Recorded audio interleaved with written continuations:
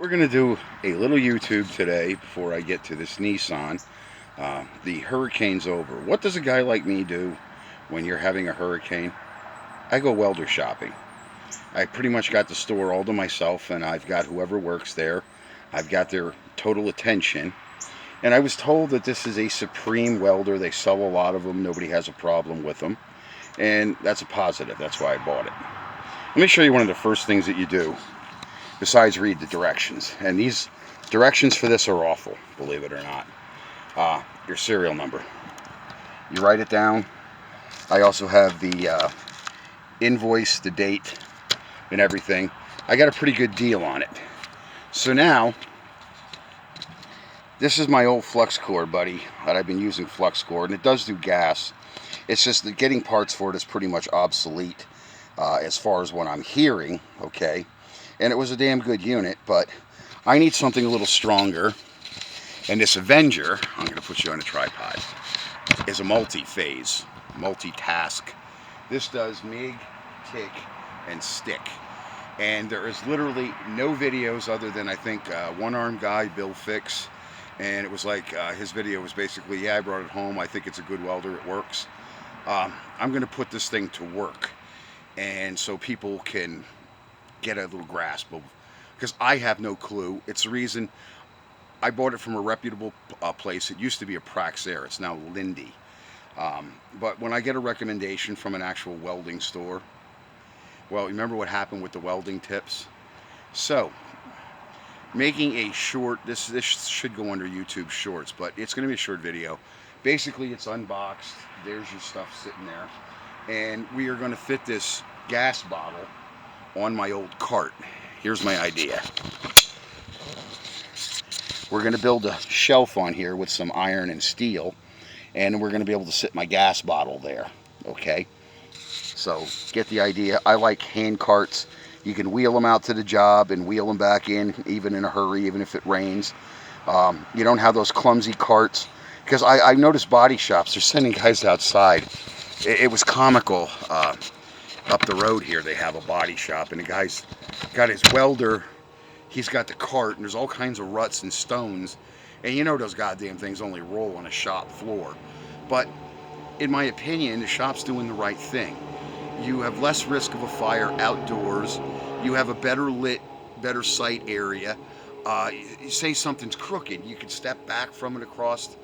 So, do they make industrial carts? Yeah, I'm not going to pay $850 for a cart with pneumatic tires, and it's the size of a battleship that I really don't need. So you got to kind of improvise when you're, say like me, a do-it-yourself or small hobbyist. You know, it's all up to you what you want. You've just got, if you can envision it, usually you can make it. Now, just like Schmitty's busy, I would have rather have had a collar. That's what the propane tank is about. Take you back off the tripod. See, here's my idea. All right, I'm going to build the shelf to sit that on. I need something to kind of keep it in place. And I do have chain. I did get a lot of stuff to get this fabrication step done.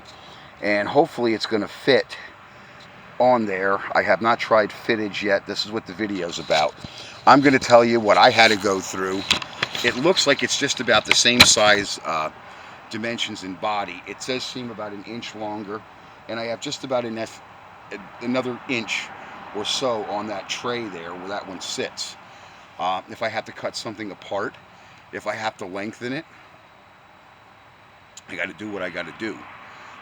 That's a nice old heavy cart. I've repaired it about 1,000 times. What am I going to do? Do what I got to do. Then I'm going to give you guys my honest opinion. I did get sticks, you know, welding sticks, welding rods, whatever you want to call them, fire sticks, sparklers. So I did get some sparkulators. I did get a roll of wire with the machine, and that's what I'm going to do today as I'm doing the Nissan. I'm going to get the wire in the machine. I do have a couple questions on how to connect that gas bottle and that regulator. You see? I always think of the other end of things. There's two connection points for that gas line on that welder, I think.